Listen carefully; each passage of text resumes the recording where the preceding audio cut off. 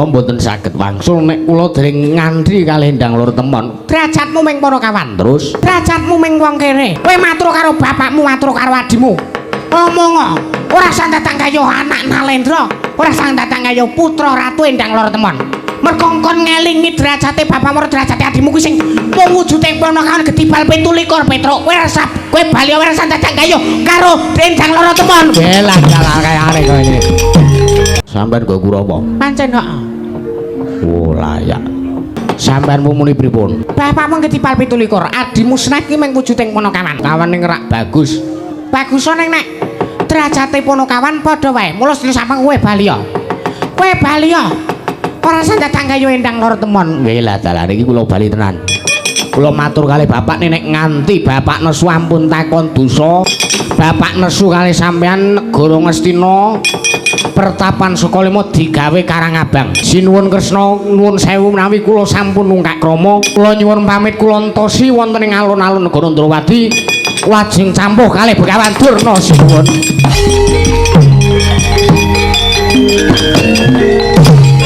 Iya dalah gawe kaget. Tak kirana sawijining nalendra ingkang rawuh ning Praja Ndrawati. Dumadakan geger sangjaning para kawula ora pangling iki kaya sawane atmajaning Kakang Semar. Ing Karang Tumaritis ora pangling kaya Petruk ngantrong bolong. Kakang Udawa, wela dalah. Enten napa nggih punakawan sowan sore-sore ngenten iki? Gini mbok menawa enten wigatos nadyan dikaya ngapa kowe mawon menika ugi punakawan sampeyan punakawan Paduka Gusti kula Sang Nata sinuwun Prabu Bathara Kresna. Lah iya. Samangke kula aturi dangu mawon sinuwun. Pun mestine mawon menika ugi badhe betahaken kelanjengan dika Paduka. Iya Kakang Udawa nunggu ingkang prayoga. Nggih sampun boten kurang prayogi. Petruk kanthong bolong puja raharja sak praptamu sakwise kuwi sowan ana ing Praja Ndrawati. Petruk. Nuwun amin pasang kliman tabik. Dinebena ngelo diri jemaweng tawang towang linepat wing tulak manu sinuwun. Wilujeng sowan kula wonten ing Praja Ndrawati tebih saking Rubeda Kawarang kula ngaturaken sembah sumungkeming pangabekti kula kunjuk sandapupada Paduka Gusti kula Sang Nata sinuwun Prabu Sri Bathara Kresna.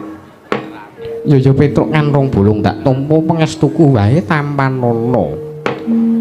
Kula pun ninggal jimat paribe dereng kasantosan.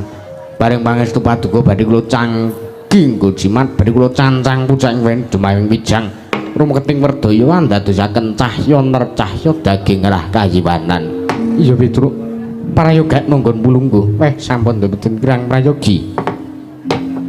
Kula nuwun sewu sepisan saderengipun kula matur kula nyuwun pangapunten krana kula menika mangeti derajat kula ingkang namung punakawan sakmangke derajat kula menika ingkang ngaceplik kula menika wong ora duwe kula sakmangke kula nyuwun pangapunten menawi kathah kiranging tata krama kathah kiranging unggah-ungguh anggen kula munjuk atur marang ngersa Paduka Gusti kula Sang Nata sinuwun Prabu Sri Bathara Kresna. Iya ora dadi ngopo Petruk inggih. Bagong padha slamet tekamu ning Praja Ndrawati. Pangestunipun sinuwun Ndrawati. Wilujeng sowan kula sinuwun wonten ing Praja Ndrawati. Kepareng kula ngaturaken sembah sumungkeming pangabekti kula kunjuk sinuwun. Iya ora dadi ngopo tak tampa pangestuku tampanana ngobatke Bagong. Prayogakna Bagong sampun boten kirang kepenak. Ana ngopo kowe sowan gawe kaget monggo ana ing Paseban Agung negara Ndrawati. Lah menika ngaten.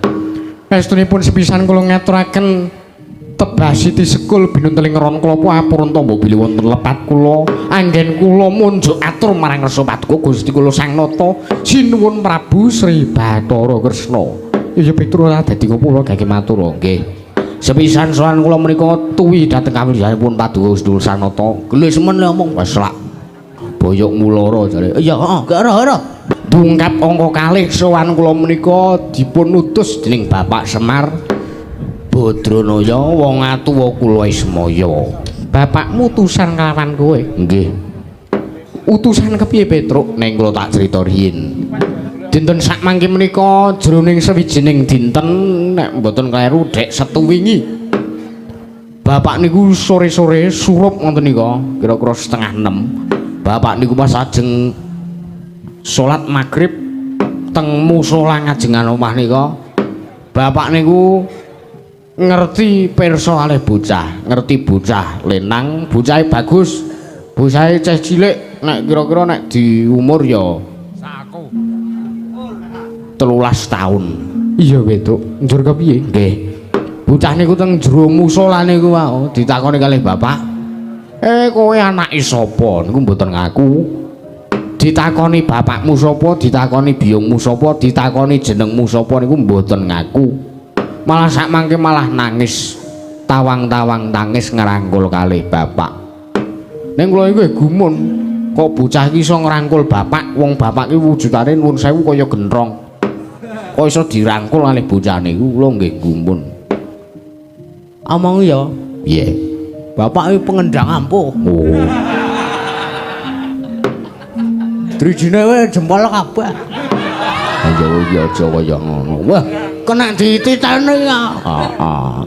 Domongi ya bapak ki apa pengendang ampuh. Titen-titenane pengendang ampuh ki drijine jempol kabeh. Ya. Terus kentung ujung-ujungane kentung. Iya. Lah iya kowe aja kaya ngono. Ya terus wekasan ngaten bocah niku mboten ngaku. Bar salat magrib sakderenge niki bocah niku dijak salat magrib riyen ning nggih iso salat. Gumun kula niku lho. Monggo kula nuwun sewu bocah niku nemu bapak niku ming sempakan. Niku ming sempakan niku mboten ngangge klambi ming sempakan niku. Yakin niku ampun gumujeng sampean kula ming niku yakin niku leres ngoten niku. Ha ta Gong? Ora. Mbok yo kompak to kowe iki.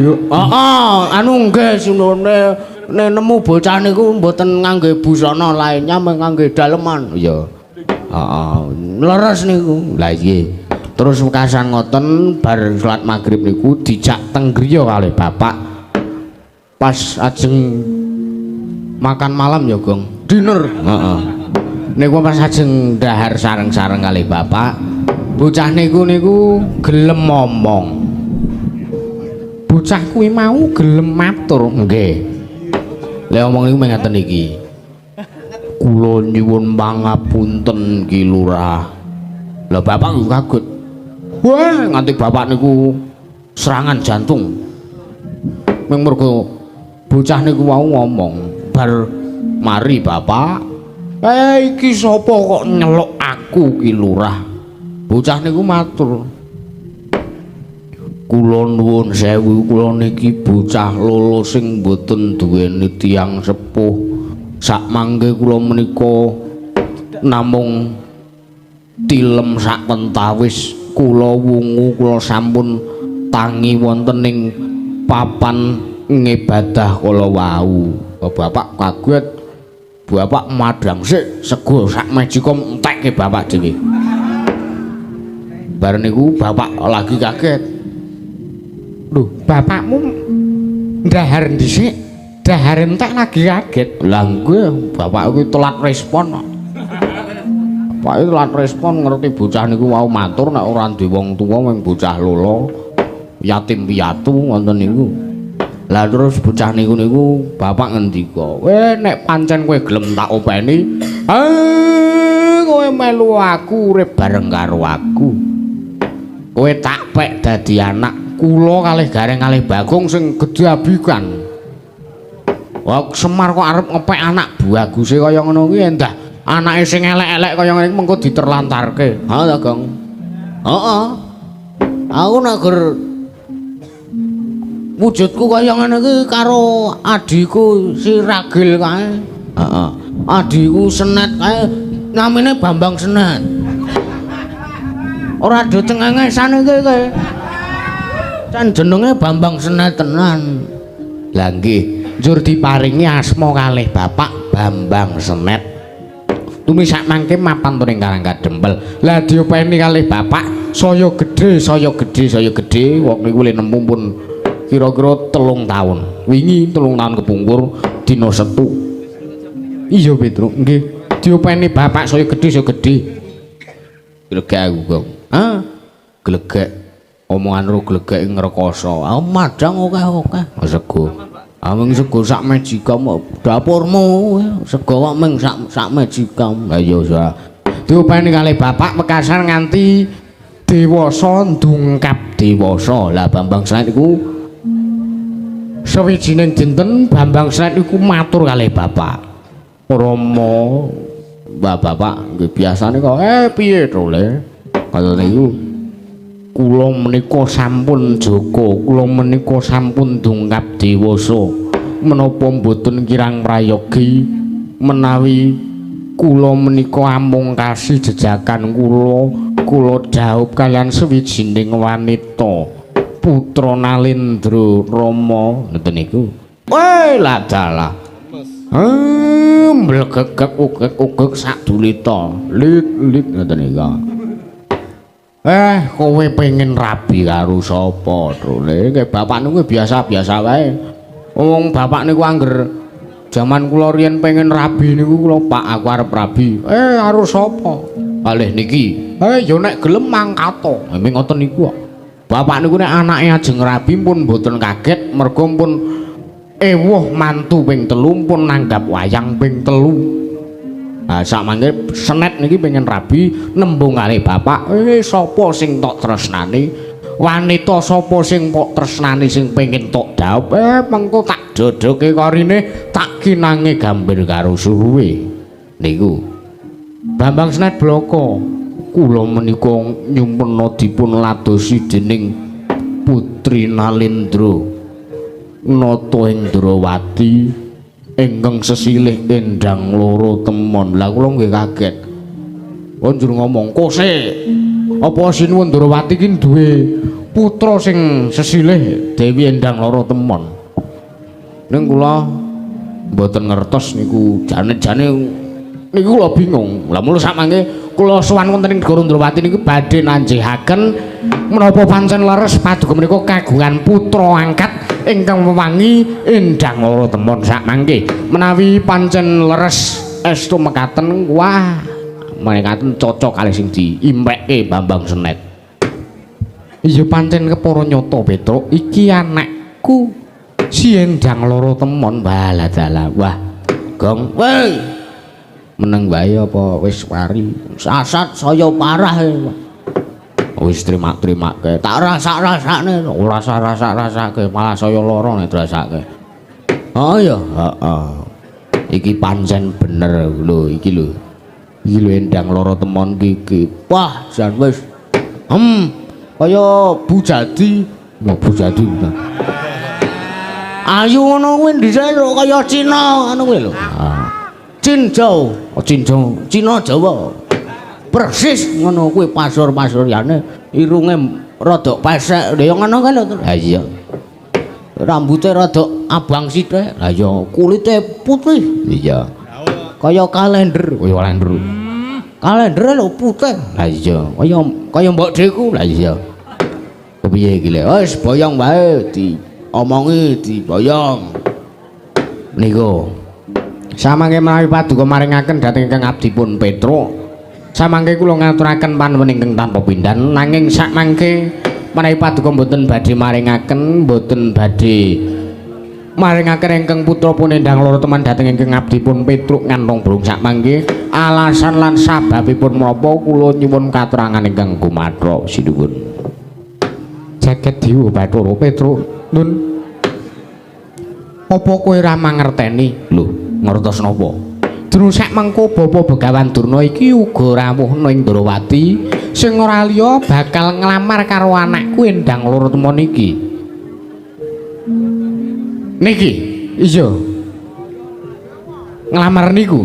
Iya, Petruk. Weh, ajeng didhawuhi kalih. Bakal didhawuhake karo putra Ngastina Raden Lesmana Mandrakumara. Pas lah dalah, Gong. Wah. Mundur teratur le. Mundur. Lah ngopo? Awake dhewe iki wis sowan rene ning kedisian Begawan Durna. Wah. Wis angel, kita itu kalah awake dhewe menang rupa kalah bondo. Menang rupa kalah bondo apa? wujudan awake dhewe sarwa kuciwa. Niki. Iya Petruk, ajeng didhawuhi kalih Ndara Lesmana. Iya pancen iya. Wah, kula nuwun sewu. Samangke kula aturi metang ingkang langkung kathah. Metang ingkang langkung napa nggih? Cerdas. Cermat. Audisi. Iki sik kok aku tak matur sik. Samangke kula aturi metang kanthi nalar ingkang ganep. Kula nuwun sewu Ndara Lesmana niku nadyan to sugih, nadyan to pasuryane bagus ning kula nuwun sewu kae niku. Ngene.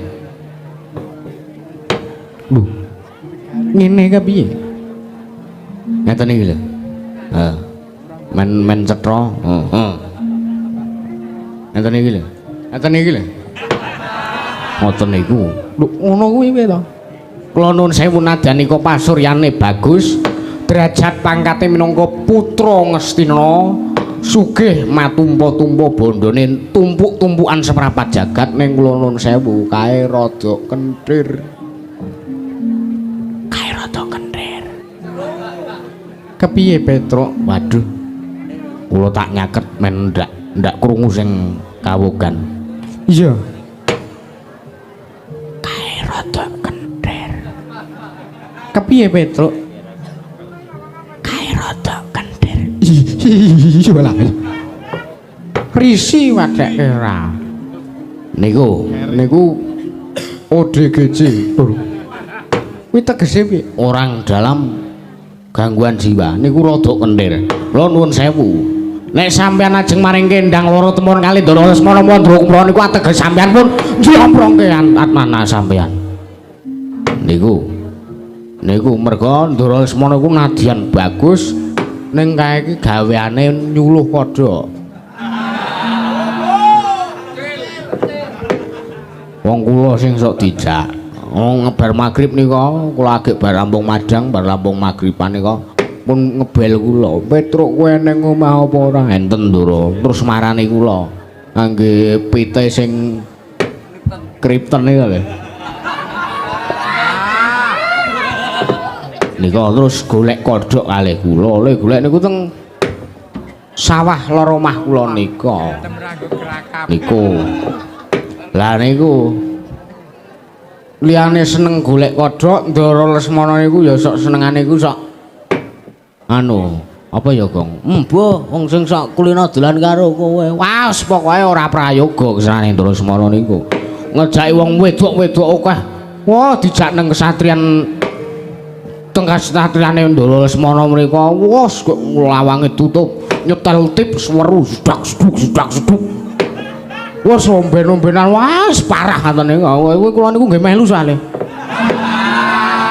Padha wae ora ngoten niku ning kula nuwun sewu sak mangke dipun petang riyin sampun ngantos getun wonten ing tembe wingkingipun sebab nadyan Ndara Lesmana niku bagus, nadyan Ndara Lesmana niku pasuryane niku nuwun sewu nek kalih Bambang Snet ditaker kalih Bambang Snet niku gagah Ndara Lesmana bagus kalih Ndara Lesmana niku kula nuwun sewu ning kae rodok kenthir kae rodok petruk ora ming rodok cen kae petruk tenan kula nuwun sewu nek anak sampeyan entuk wong edan anak sampeyan dipek wong edan apa ora mengko getun tembe mburine kowe wala dalah kowe keparat.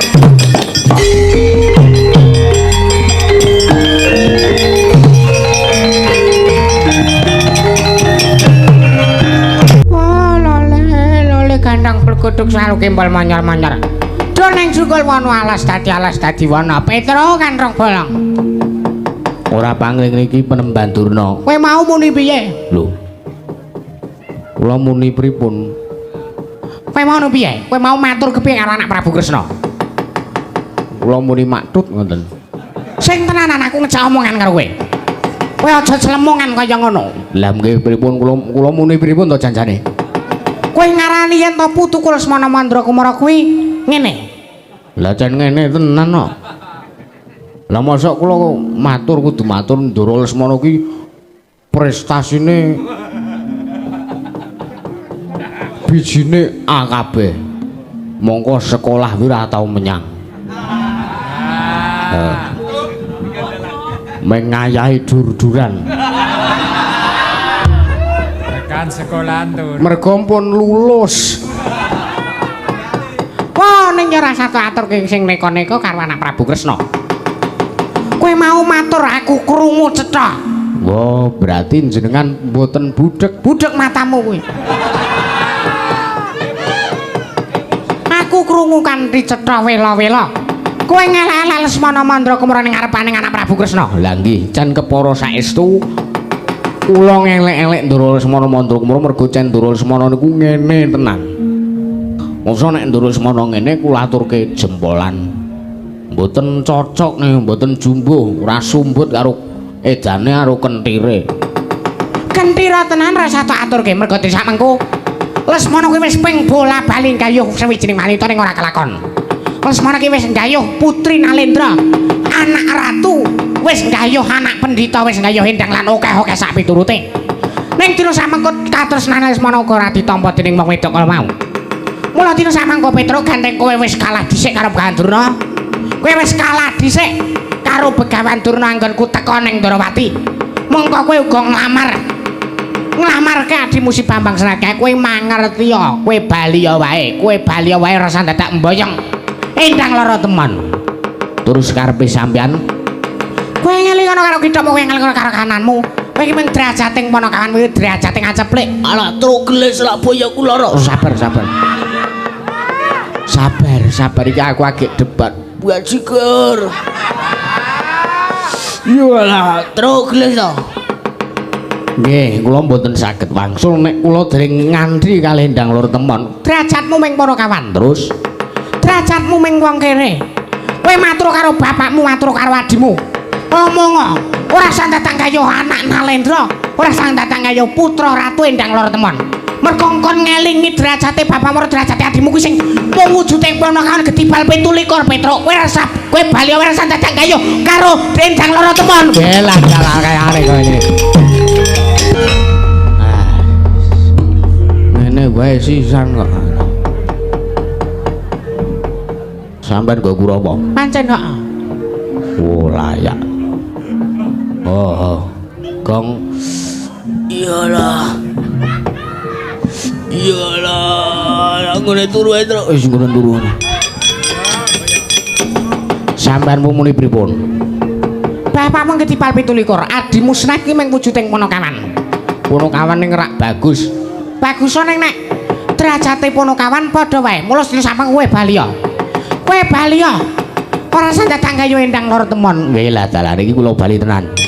Kula matur kalih bapak nek nganti bapak nesu ampun takon dosa. Bapak nesu kalih sampeyan negara Ngastina pertapan Sukalima digawe Karangabang. Sinuwun Kresna nuwun sewu menawi kula sampun nungkak krama. Kula nyuwun pamit kula entosi wonten ing alun-alun negara Ndrawati lajeng campuh kalih Begawan Durna sinuwun.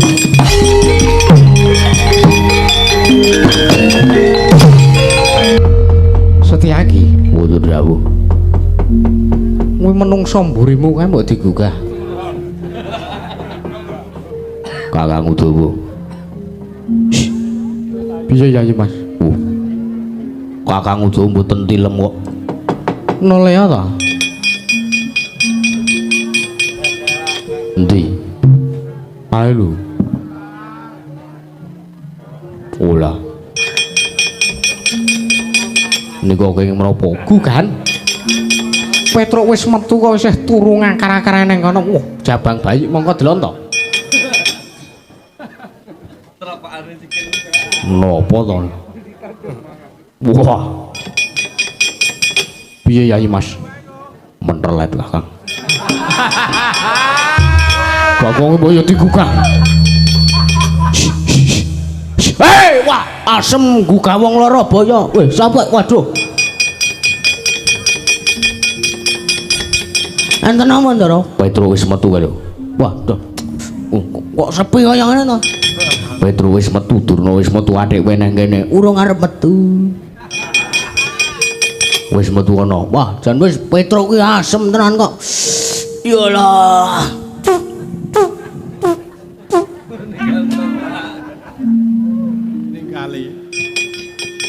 Jan Bagong niku asem. Setyaki boten dawuh. dina sak mengko wis geger kahanane. Nggih, keparengipun. Nadyan kepiye wae kahanan negara Ndawrawati kudu mbok jaga. Ora kae wong kon lunga sik to. Pun boten wonten niku. Yakin boten enten. Lah kok isih krungu suarane? Kula. Kula sing ngentut. Ngapunten silit kula, Bro. Wah, Kang Dawa kira. Samangke badhe kados pundi sinuwun? Kowe njaga kahanan negara Ndrawati. Nggih, keparengipun. Anak kowe ndang lara temon jogonen. Jogonen ing Taman Keputren karo Kakang Udawa. Nggih, ngestakaken dawuh. Nggih ngestakaken dawuh. Aja nganti ana telik mangendraja ingkang mrojol saka sela-selaning garu. Oh nggih. Nanging sadurunge kuwi Samba anakku Samba Kusuma Kilatnaka wonten dawuh Rama Prabu budal kang padha sibu ingsun kundur datun non ngestaken dawuh keparing nyuwun pamit madal pasilan ya sing ati-ati aja kaya bocah cilik Samba Kusuma Kilatnaka ing marang Garuda. Kowe kok suwi men to, Gong, tak enten-enteni aku metu dhisik.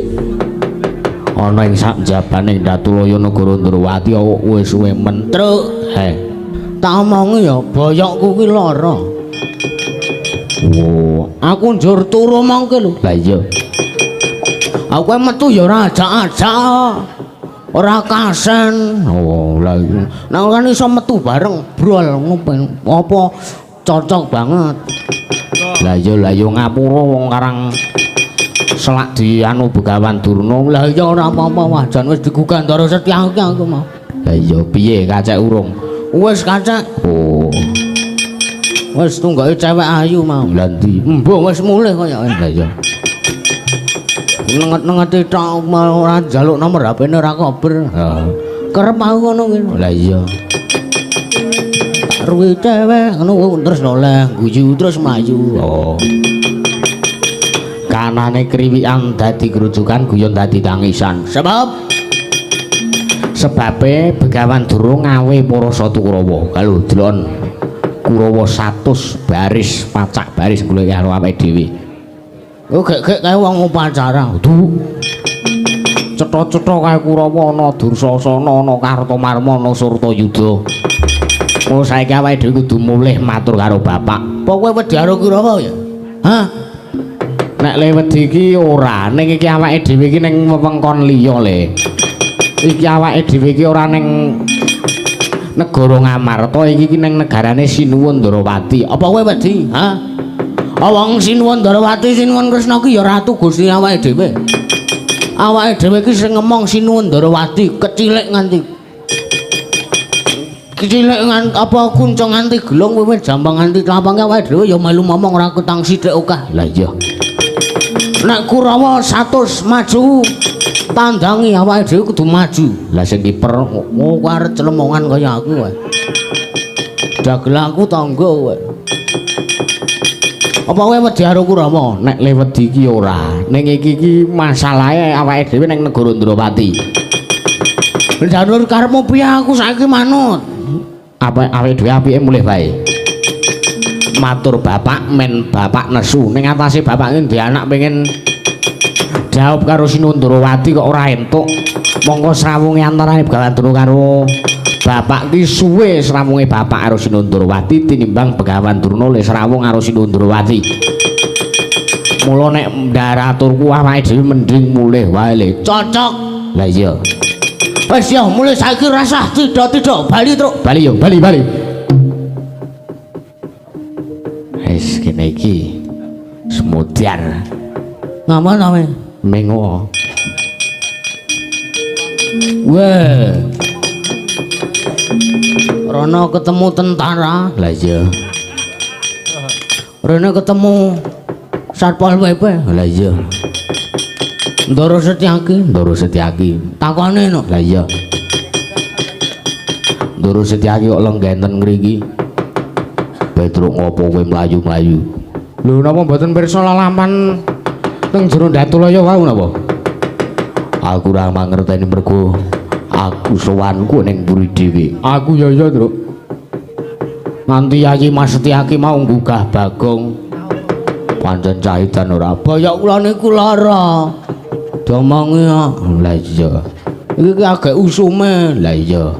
Arep ki men ora sida watuk mbene obat super tetra malah lara bayok. Apa ku yo nyelintis obat apa-apa tok. Piye Lu? Ajeng wangsul. Mulai sebabe piye? Nika kula duyak Kurawa semana kae kok. Atrima luwung kula mulih ra sida mboyo ngendang loro temon. Truk Nun. nek ditakoni abot ndi aku abot Kakang Semar. Tinimbangane Durna. Cocok. Anu cocok, kula cocok kali suyane Kakang anu Yayi Mas Setyaki. Kula abot Kakang Semar mbangane abot Begawan Durna. Kula ora trima kula ora ikhlas lahir batin. Aku ora ikhlas lahir batin. Nek nganti endang loro temon diboyo ngarep Durna dirabek karo Lesmana. Piye, Kang? Ora aja gampang percaya. Kuwi cangkem-cangkem gendro lho kuwi. Iki bendoro padake gendro. Weh, padake lho tatone Ndara Setyaki. Gambar sinden. Oh iya. Oh seneng ngambur kaya ngono. Oh, Pate Udawa lho tatone. Heeh. Lah iya, gambar torpedo. Lah iya. Kowe padha ora aku nyengkuyung karo kowe, Tru. Kowe rasah bali.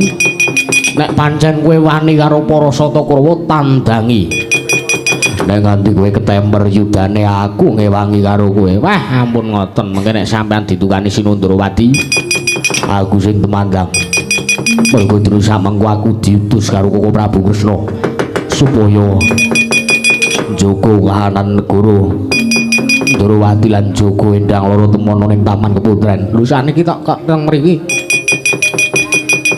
Ganti karo ban-ban ana ing Karaton Negara Ndrawati. Walah, terus nek sampeyan entuk dukane Sinundrawati pripun? Mergo niki masalah pribadi kula antaraning kula alih Begawan Durna lan para Sata Kurawa. Mangko aku sing tanggung jawab. Matur sembah nuwun sanget. Keparingipun kados pundi? Lungguh kene nek Sata Kurawa tekan tak tandangane. Matur nuwun mantep, Gong. Mantep mboyong cewek saka Ndrawati. Temanja ta? Temanja apa kowe iki ora roh to? Sing nyanding lenggahe Sinuwun Kresna mangke lho. Kae mau, Truk. Lah iya. Wah, ngerti anggo aku wae. Gandeng aku lara boyok ora weruh mau. Lah iya. Wis lungguh kene.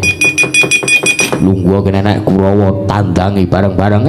Matur sembah nuwun sanget, Den. Alah dalah Setyaki iki. Ora pangling Surtayuda. Ya dasar kula nyata. Ngopo kowe ngaglah bergagah ning kene? Bagong Wipono kawanku ora kena ngewangi karo Bagong. Iki perkaraku karo Petruk karo Bagong. Ayo. Kowe minggir. Aja dadi pepalanging Sata Kurawa bakal mbuh ngendang lur temon. Nadyan to aku Senopati Ndrawati. Nanging Bagong lan Petruk iki ponokawanku sing ngabekti. Sing tak ngabekteni mergo momong aku kecilik. Bloko Sutoblak Kutang terus serang. Nek dipilih dikai pilihan Abu Durna Abu Kakang Semar, aku ngeboti Kakang Semar sing dirusak mengko bakal duwe gawe mantu. Ya kuwi si Bambang Sen sing bakal didhawuhi karo endang loro temon. Lah dalah. Nek ngono kuwi dadi pepalanging para Sata Kurawa bakal mbuh endang loro temon. Apa apamu? Jaluk piye wae tak ladeni. Jaluk es teh tak wenehi. Maton aja njaluk sandang pangan. Piye kowe iki? Walo ya. Wela telas Setyaki ora gelem minggir. Aja tanggung diarep tanganing Surtayuda. Lakon remuk rempon tak remet dadi apa saran.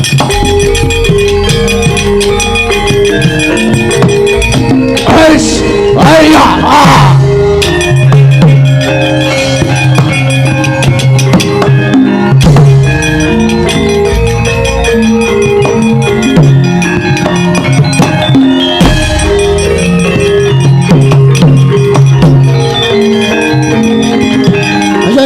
ayo ayo.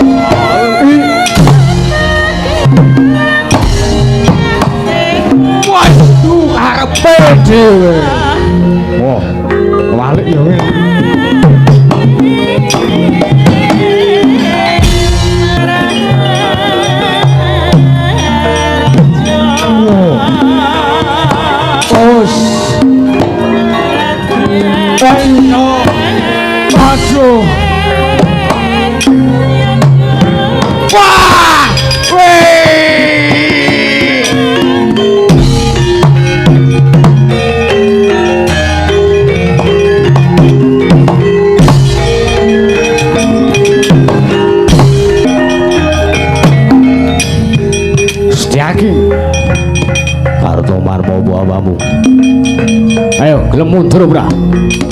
Mundur yen to tekan ning pati. Iki perkara karo perkara Petruk. Ayo mundur. Timbang kowe dadi kuwandha, ayo. Ngalem njaluk piye tak ladeni pecah dadamu tibakno. Puk. Us. Ha. Hei. Oh. Oh, Tiara. Ayo. Masuk lah. Waduh. Iyalah.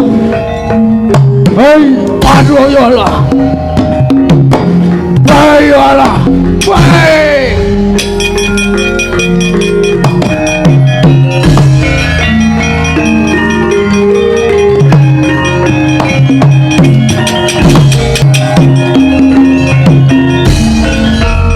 Amo Suramata Jemurute bayen wedhe-wedhe. Pati Udai. Dasar para nyata Satama. Ayo. Kurawa 100 kon tekan kena pateni kabeh. Mungsuh Pati Udawa ora bakal sing menang. Ulah salah keparat. Ayo, buah bang. Maju mungsuh Pati Udawa, pecah dadamu nganmu. Njaluk jandon iso nganggo gamelan iso. Ulah salah. Gede ndasmu. Ayo tibano.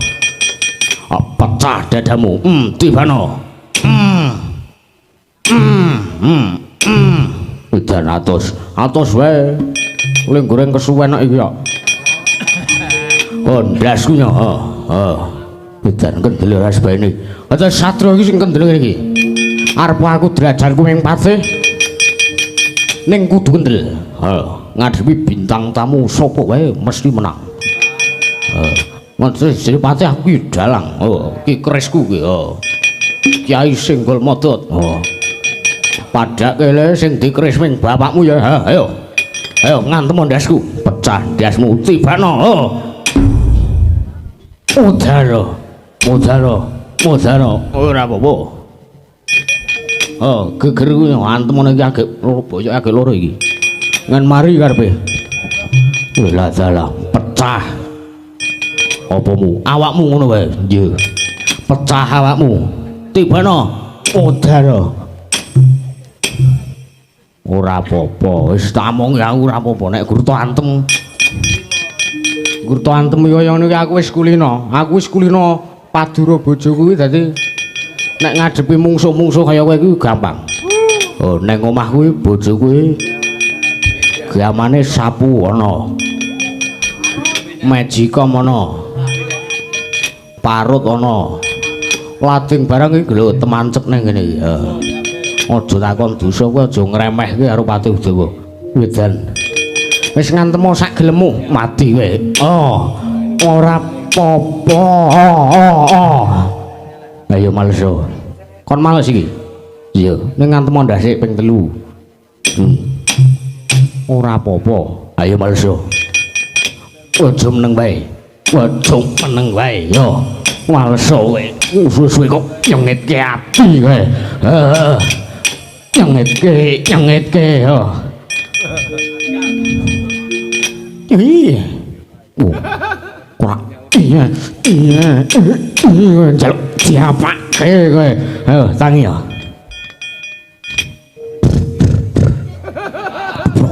Brok. Iya.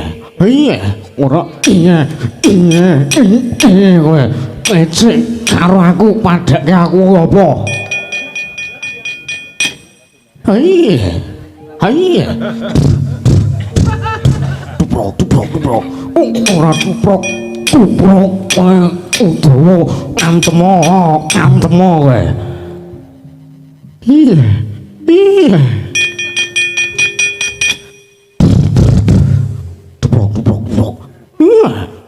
Ojo bol nyebalake aku.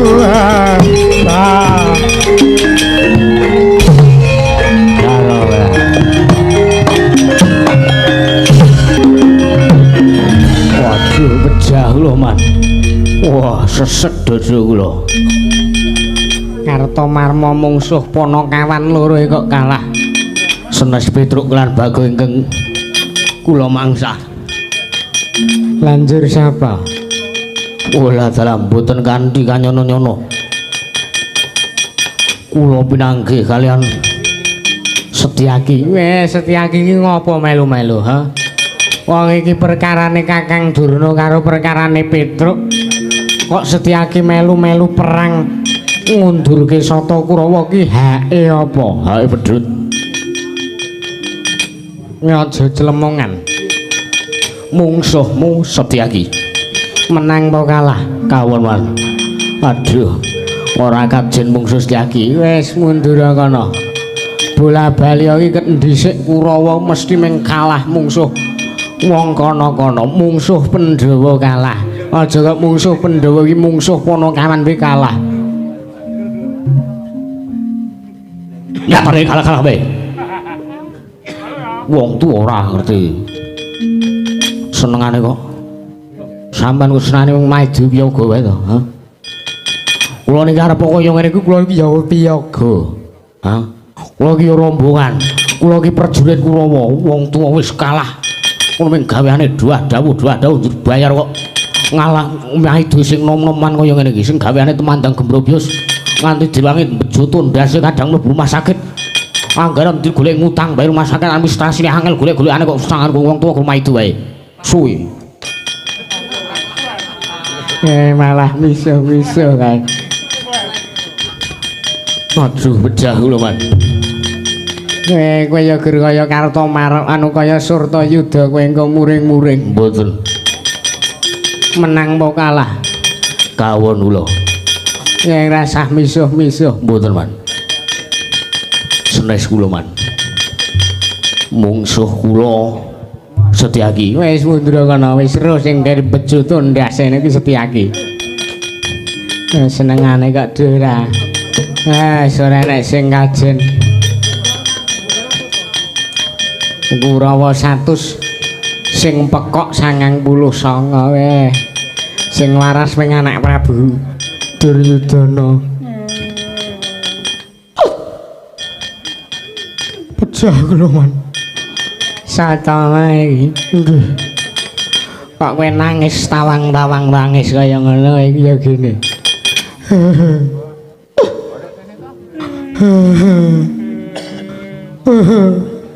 Mungsuhmu sapa? Udawa. Mungsuhmu Udawa kowe meng karo patih kok kalah. Udawa. Udawa kula antem mboten males mboten ngrasake malah sajak cangkeme malah iya malah nyuwara iya kula anteme meleh mboten bales malah cangkeme terus ngene tuprok kula rasake teng ati lara tenan. Dek ya Udawa iki ngerti ceritamu ta ya. Nek tak omongi kowe aja nangis aja kepiye. Wah. Kule males ki nglarake ati. Kaya ngerti alih kula niku sinten janjane. Lah kowe ngerti ora kowe iki janjane sapa? Hah? Mboten man. Kula antem dias-des bola-bali nganti garengke tangan kula nganti dumpet juto. Mboten males malah. Iya. Cangkeme sikile prok. Niku pripun niku? Wah, nglarake ati. Ditabah-tabahke. Kowe nek tak sejarah iku aja nesu, kowe aja nyengeni aku. Nggih. Kowe iki dhisike iki janjane iki anak jarang. Wampun kawula sampean. Wong niku anak pendhita kondang monyor-monyor. Begawan Durna niku pendhita sing kondang lantip panggraita kondang monyor-monyor. Iya ning kowe iki anak jarang. Wis ta iki mau mula Udawa ngono iki mergo ngerti sejarahmu dhisik lara-larae piye. Bapakmu iki dhisik cancahe gledhek. Wong ya wis ana menungsa kok ya pilih karo jaran iki ora senengane ora. Iya dalah. Edan. Perangane Bu Putra duwe pakarti sing sak ngisore delamaan. Iya dalah. Sakit manah kula man. Apa dhisik kurung ana menungsa? Ya wis ana ning bapakmu ki goleke sing jemban. Sampeyan ku senengane kok. Wah, pancen nglarake ati Ran Udawa. Mun man ku semanggaken. Lah iki. Sapa iki sing urung maju?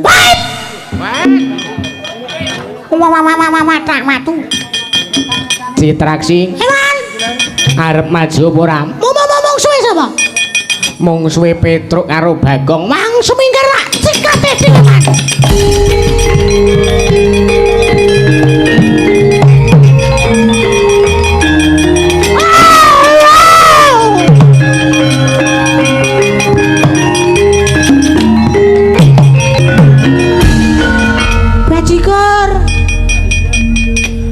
Sasan kuning ngangang ngapusi.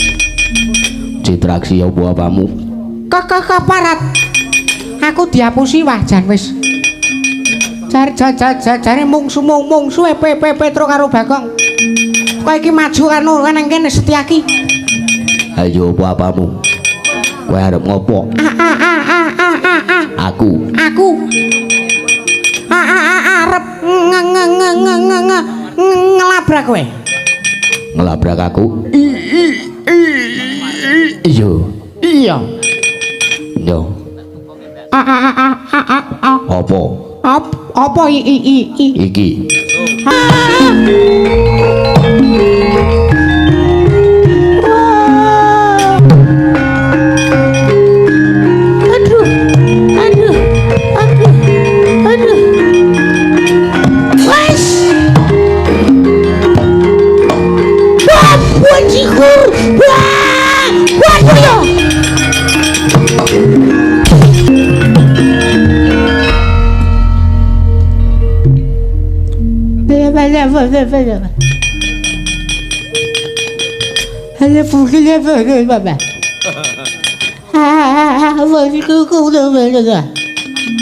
Iki omong apa?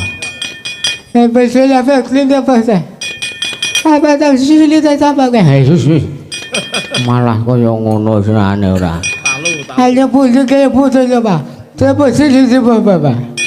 Iki ya gini arek untungmu do ilang kaya makasih buka. Papa aku udah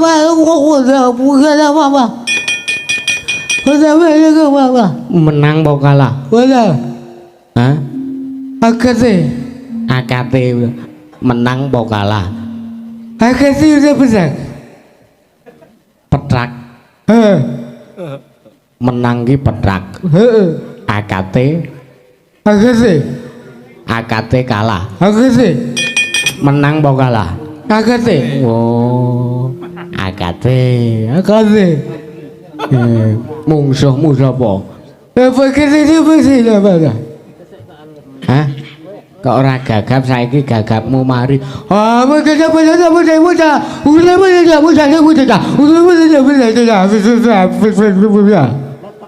Ditulis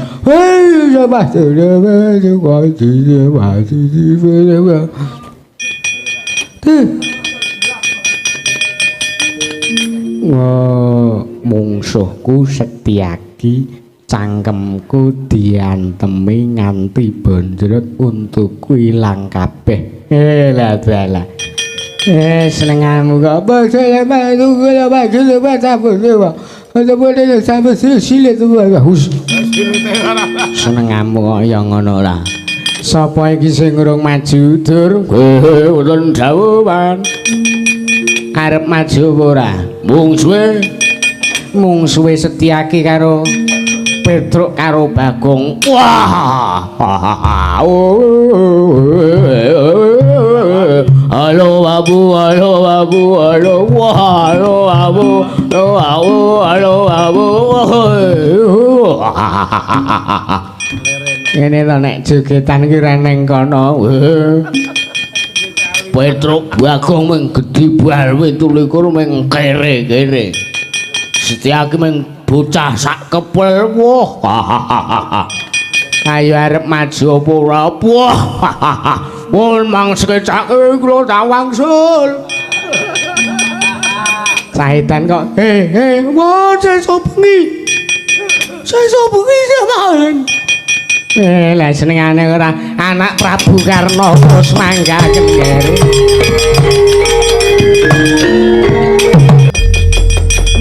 Manus maning jajalanan Sukertaning bawono iblis lanat. Wih lah salah. Setyaki kok melu-melu perkaraku. Ponokawan Petruk Bagong ora gelem bali jetaken dosa. Aku wis ngliga. Kae Kunto Wijaya Danu tak tamake ora sirna marga layu diundang Prabu Karna. Manus maning jajalanan Sukertaning bawono iblis lanat. Setyaki ngaglah bergagah kaya ndo mentang kaya gendewa kemarat. Prabu Karna iya lah salah. Tanpa tata krama kowe karo aku, kowe nungkak krama karo aku. Gunane apa aku basa karo kowe? Nek kowe gawe kisruh ana ning Negara Ndrawati. Lah salah. Ayo. Endi kok Prabu Bathara Kresna?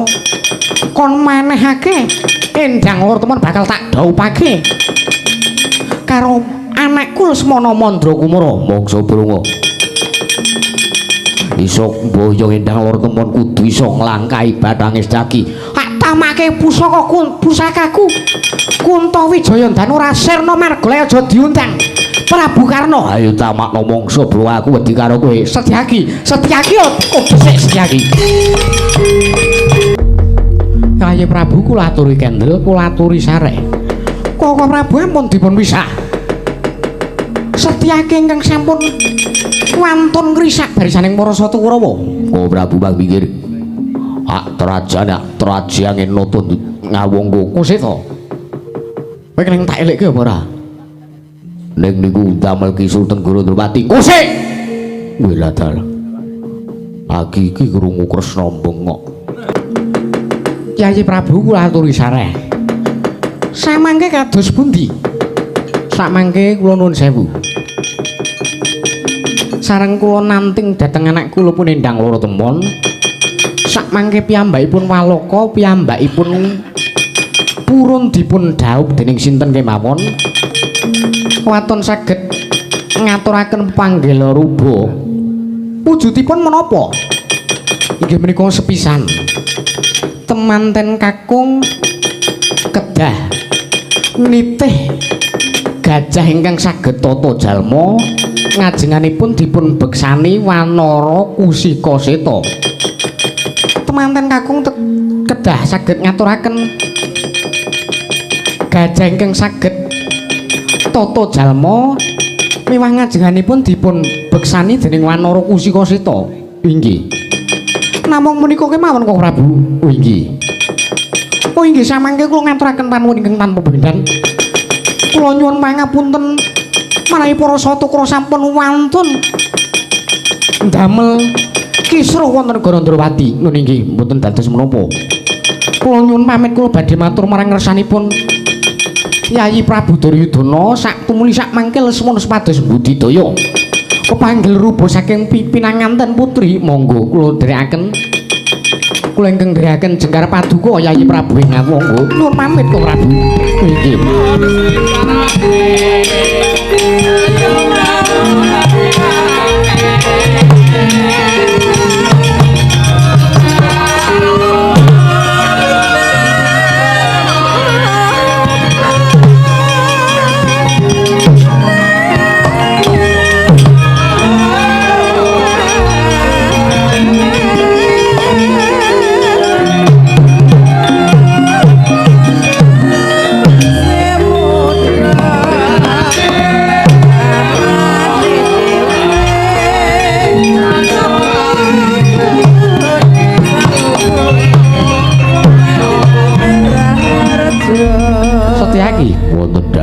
Kowe maju ngewangi karo Petruk karo Bagong to.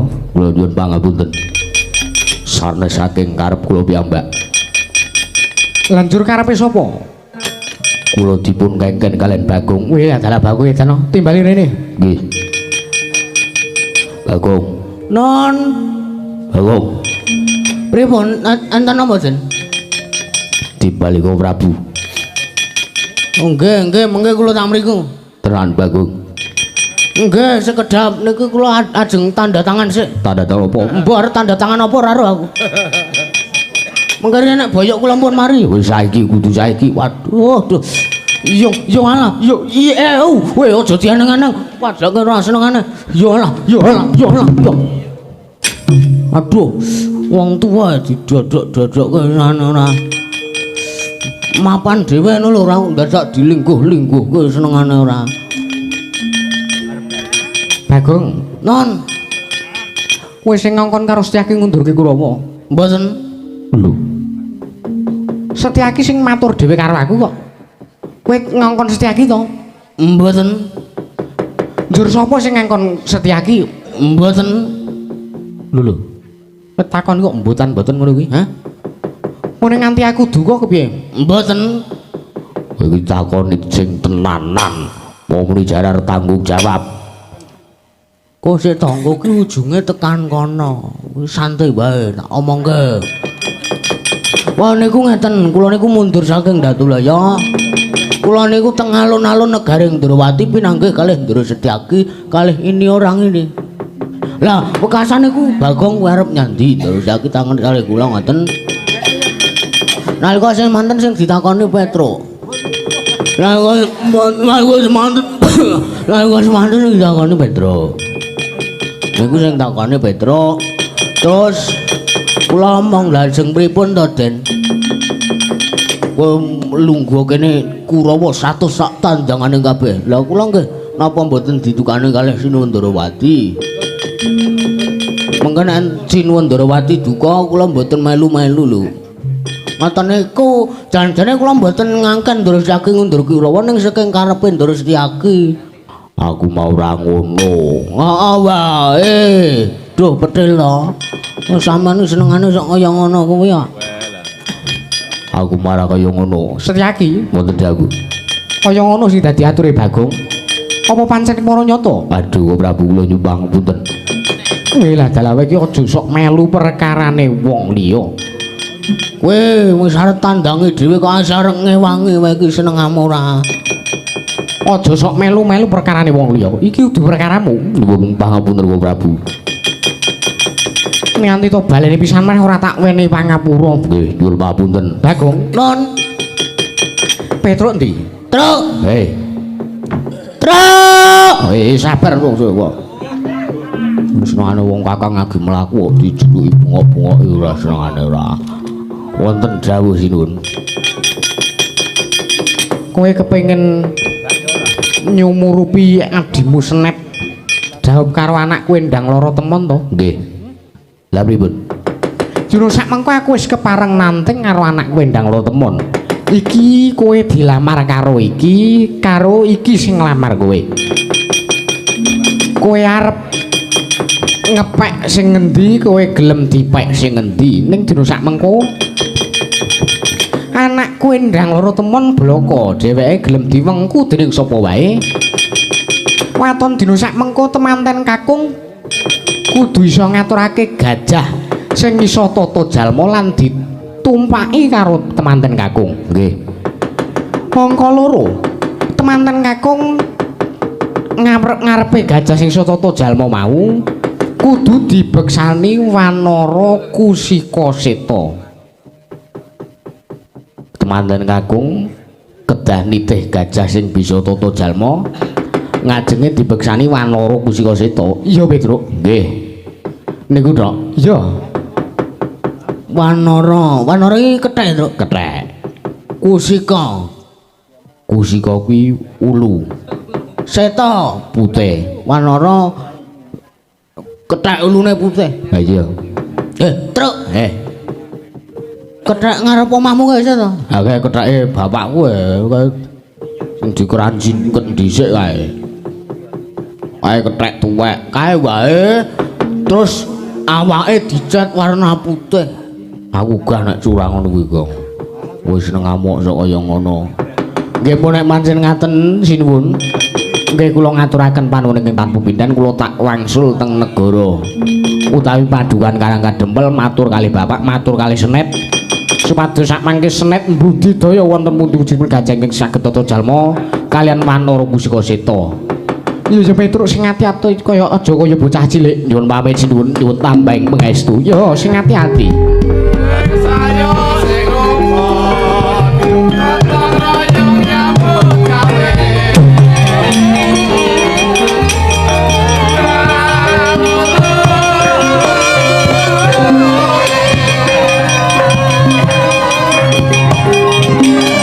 Ayo boleh ya. Yo.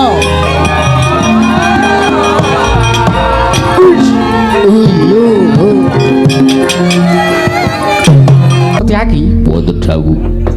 gandreng kahanane wis katon tentrem. Nggih. Kurawa 100 karo Bapa Durung karo Yayi Prabu Karna dina sak mengko wis kepareng kundur menyang negara Ngastina. Nggih, keparengipun. Budalna kang padha sebo jeneng Sun Kundur kedaton kanthi iringan lasem Slenrok. Slendro pelok. Ora iso, Kakang. Sampun kaja kaya ngono. Angge ajeng ngoten to Sinun? Ora. Senengane kok ora pasiban kok senengane kaya ngono kuwi.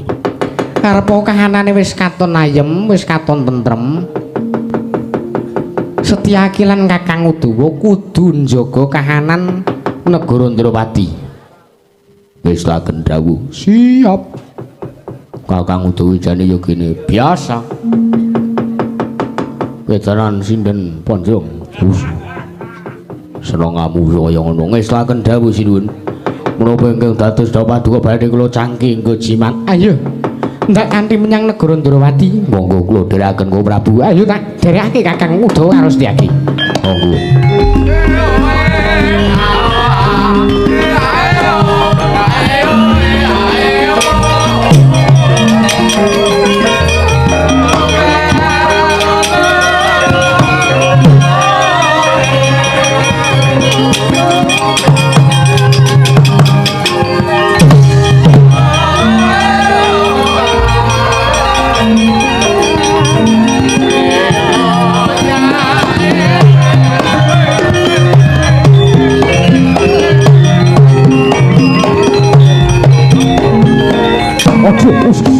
Wah. Unyu ya,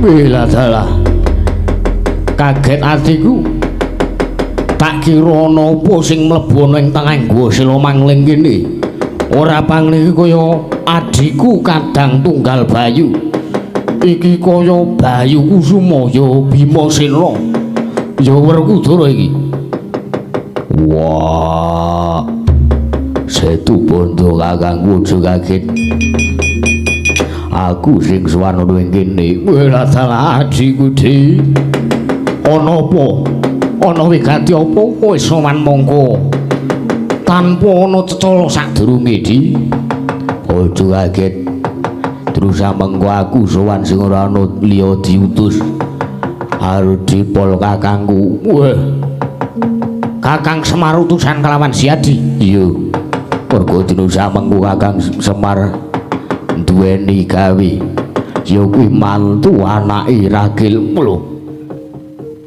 anake Ragil Bagong tuh lu banjur sapa anak pek-pekan ya kuwi Bambang Senet bocahe bagus wujudane ora kaya Bagong ora kaya Petruk sing wujudane irunge kaya sosis Nek ngendika ya nglarake ati ya. Ya iki to maksud sampean endi to mongke? Ya iki to. Wah. Mula dina sak mengko aku njaluk tulung karo kowe. Mergo dina sak mengko pinanganten wedok njaluk supaya temanten kakung nitih gajah sing bisa tata jalma lan ngarepe dijoketi Wanara Kusika Seta. Mula gandeng gajah ingkang bisa tata jalma ki mung kakangku Setu Bonding nggo sewa mangling. Mula terus sak mengko ndak suwune kandhik banget Lilanana Kakang Semar sing kepengin mantu anake Setu Bondo kakangku. Wela dalah wela dalah ora ngira nek Kakang Semar sing duwe gawe ya dia.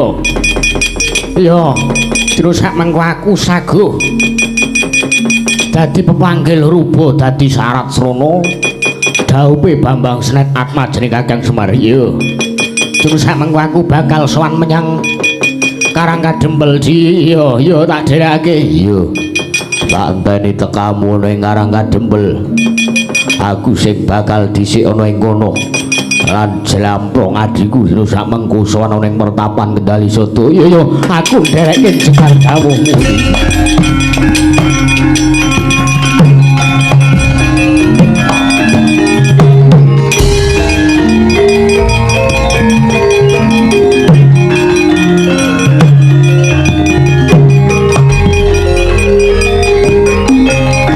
Iya.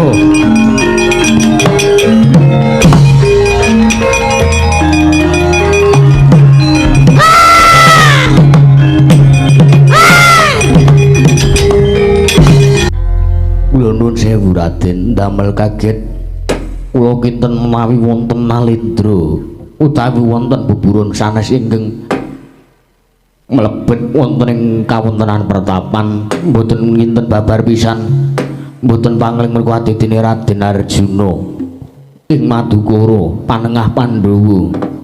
Raden Kakang Senggono yuju kaget aku sing sowan ana ing Kendali Sada. Oh inggih Raden, kula ngaturaken pasegan monokrami iya tak tampa gawe bumbunge penggalih kasekecane ingkang langkung mrayogi Raden. Iya kaya ora kurang kepenak Man, kalingan aku ra kowe, ha? Kowe sing dhisik cilikamu tak gendongi.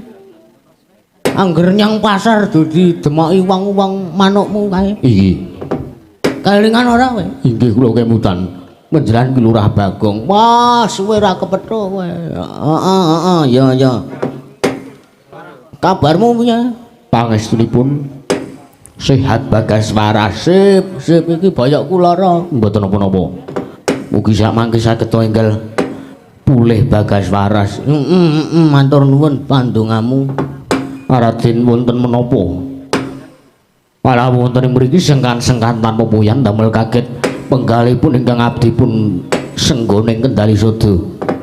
Kakang Anoman wonten dawuh. Mangerti dina sak mengko aku diutus dening Kakang Semar Badranaya mergo Kakang Semar Badranaya bakal duwe gawe. Saru iki jenengane iki. Ngapura Bagong sasar susur Langge wong pikirane ya mung kuwi mau. dina samengko Kakang Semar bakal duwe gawe ya kuwi mantu anake si Bambang Senet gandeng temanten putri njaluk temanten kakung kudu nitih gajah ingkang bisa tata jalma lan ngarepane gajah mau kudu dibeksani dening Wanara Kusikaseta sing ora liya kejaba ya ming kakangku Anoman ing Kendali Sada. Mula dina sak mengko Kakang aku njaluk sak biyantumu mbantu kelawan Kakang Semar ing Karang Kadempel mesakno Kakang Semar sing wis kecilik momong karo kowe Senggono. Aduh Raden, menawi paduka kedah menawi kedah kados ngaten kula nuwun sewu, kula niki pun sepuh. Menapa sak trepipun menawi kula menika joget-joget kula menika joget teng anjenganipun Bambang Senet. Ayo to Kakang, sepisan wae mung kanggo syarat supaya Bambang Senet tresnane iso tinampa dening Endang Loro Temon. Bela dalah gelem mangkat ora? Saduk cengelmu lho kowe. Bocah kok ngayal ora sebane. Nyuk mangkat to ya nyuk. Kowe engko nek wis joget cara Pak Untung ngono lho.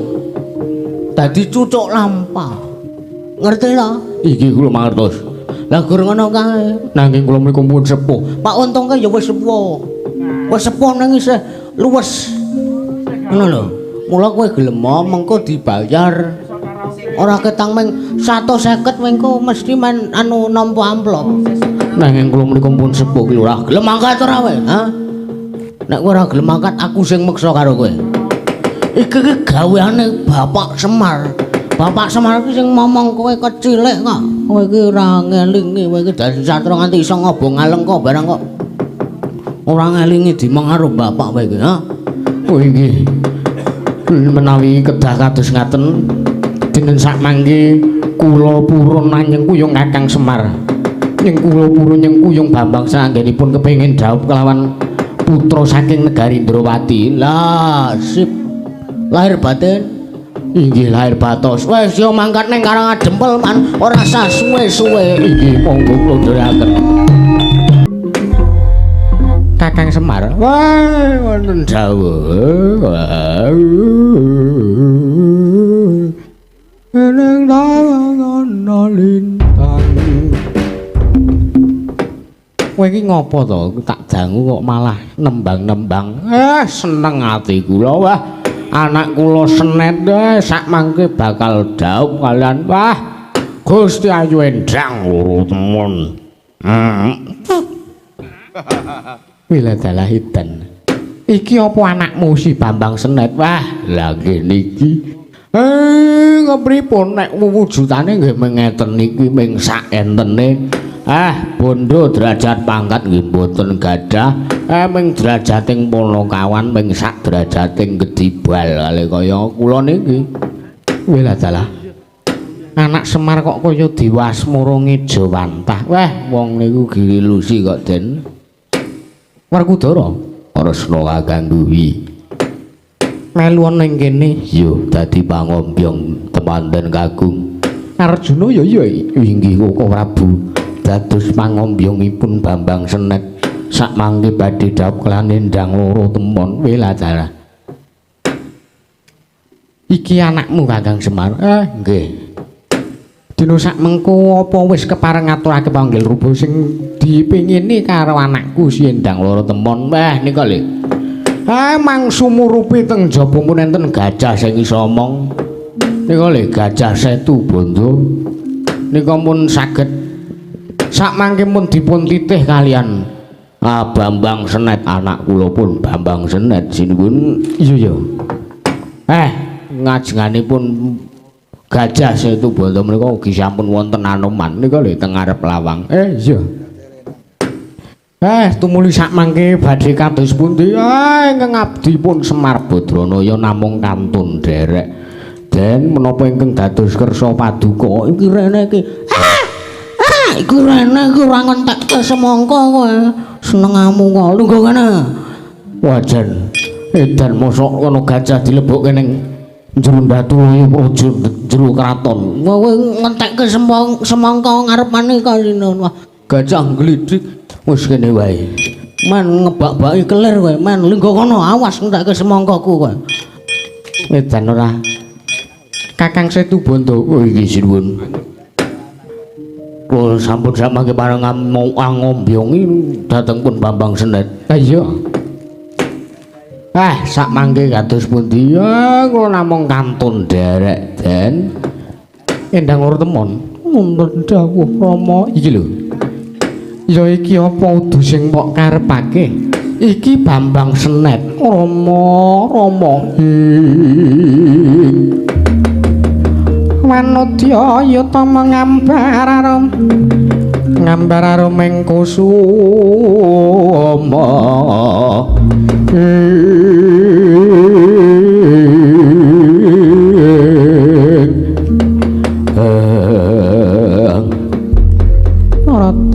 Raden, napa panjenengan Bambang Senet? Iya. Pancen aku ngengaran Bambang Senet. Kepiye? Endang Loro Temon terus sak mengko gandeng aku wis dijodhokake karo Ramamu Sinuwun Durawati lan aku uga wis dijodhokake karo Rama Semar Badranaya dina sak mengko kepiye? Kowe mathuk ora yen to mbangun bale wisma karo aku. Kula mathuk kemawon kundhara ingkang dados kersa paduka Raden. Jalaran tiyang mangun bale wisma wonten ing alam donya menika ingkang dipun impek-impekaken. Lha iya. Apa kowe sedya sawega nampa katresnan saka aku? Inggih Raden, kula tampi katresnan panjenengan.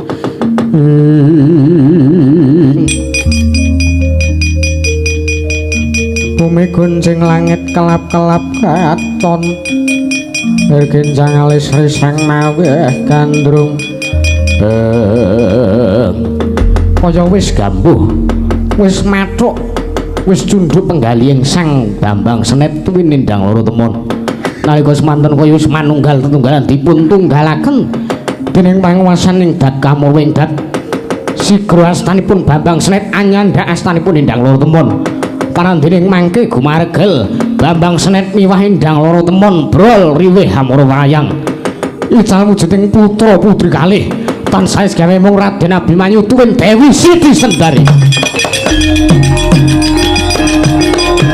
Wah lah trembelane mboten mangling niki kok Ndara Abimanyu kalih Ndara Siti Sendari. Ora pangling iki kaya anakku Abimanyu to. Wah, Abimanyu ngrekasake wong grang. Ning arep rabi kok dadak dadi anake Semar barang dadak dadi kere. Suwung Semar aku njaluk pangapura. Rama aku njaluk pangapura. Ya ora dadi ngopo? Mboten napa-napa, Den. Mboten napa-napa. Siwon Semar aku njaluk pangapura. Aku njaluk pangapura Bapa. Ya ora dadi ngopo? Mbok menawa dina sak mengko wis dijodohke kalawan kersaning Dat Kamurwedat, ya muga-muga wae iso langgeng tekan kaken-kaken inan-inan. Mboten mung tekan kaken inan-inan. Mugi-mugi sak mangke Ndara Abimanyu kalih Ndara Siti Sendari menika saged langgeng ngantos sak leminipun gesang Den.